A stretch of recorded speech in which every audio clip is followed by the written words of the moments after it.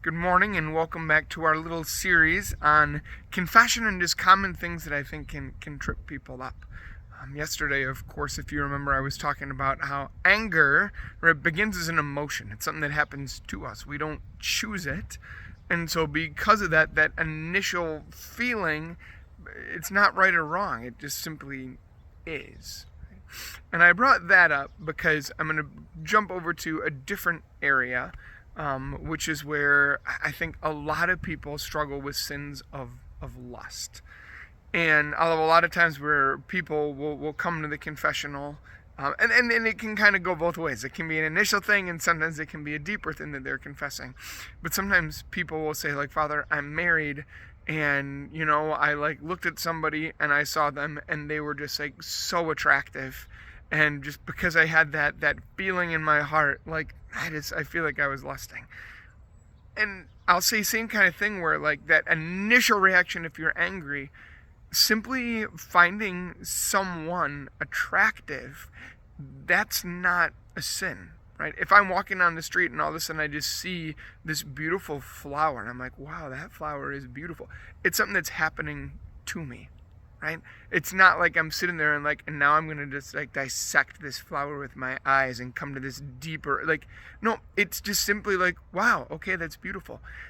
If you, no matter what your state in life is, if you find another person that you happen to see like, wow, this person is beautiful, this person is stunning, this person is wildly attractive, there's nothing wrong in that. The reason why you're thinking that is because you're human, right?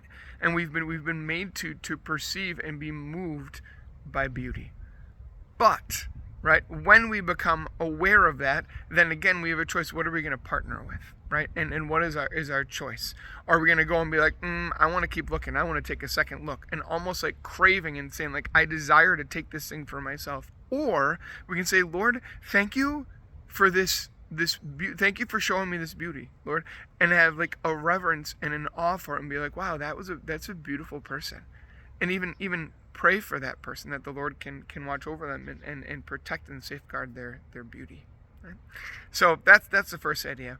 But then there are times where people will confess deeper sins, of lust and things, and I always love to recommend, if you struggle with these kinds of sins, every single night before you go to bed, like the last thing you do before you go to bed, and again first thing when you wake up in the morning, to pray 3 Hail Marys. One for your mind, one for your body, one for your soul. Mind, body, soul. Mind, body, soul. And within that, what you're doing is you're asking Mary's intercession, right?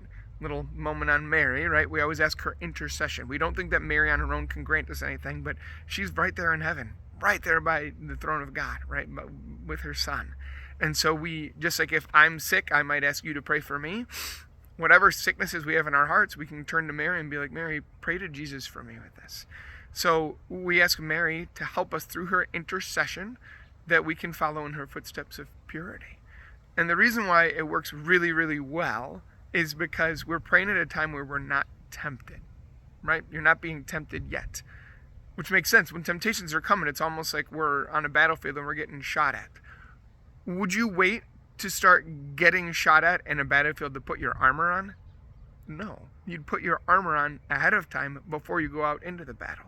And praying and asking Mary's intercession, right, in this area, at times when you're not being tempted yet, is putting on that armor, right? I'll say too, like, research shows that, like, chemically speaking, once somebody starts being tempted and going down like the road to lust, like, things chemically are happening in somebody's brain. And so by that point, to just say like, oh no, like, I shouldn't be doing this, it's almost too late already, right? Not that you don't have free will, but like the point at which you had free will and kind of made the choice was that initial choice to kind of like, oh, I'm going to allow myself to go deeper into this moment. And it's that first choice, chemicals start going. And at that point, it's almost like saying, to say like, oh, wait till you're tempted to pray. It's almost like standing on train tracks and waiting until the train is like 5 feet from your face before you jump out of the way, right? Like it's too late. So you know what you need to do? Not get onto the train tracks in the first place, right? And I think Mary's intercession is a great way to protect ourselves, right, from that. So I encourage for anyone, and I'll even say, like, doing this, it can be for any temptation. It doesn't even need to be lust, right? Mary loved, and she loved it perfectly. And so to put on that armor, spiritual armor, for whatever it is, right? Because lust doesn't just need to be like physical towards people.